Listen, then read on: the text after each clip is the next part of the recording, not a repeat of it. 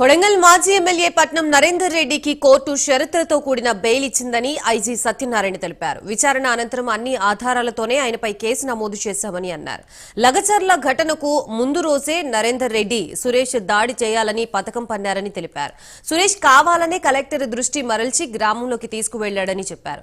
పథకం ప్రకారం సురేష్ అనుచరులు రాళ్లు కర్రలతో కలెక్టర్ అధికారులపై దాడి చేశారని ఐజీ సత్యనారాయణ వివరించారు.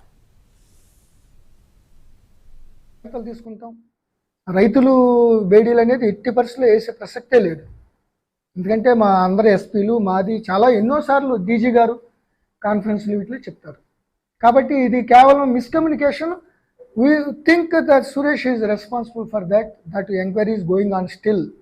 ఆ వాయిస్ రికార్డు బట్టి సో దాన్ని బట్టి అదే తప్ప ఇది మాకే తెలియనప్పుడు ప్రభుత్వానికి ఎలా తెలుస్తుంది? నేను పట్నం నరేందర్ రెడ్డి గారు, మోగమోని సురేష్, సో ఇంకొక నలుగురిని కస్టడీ తీసుకుంటున్నాం.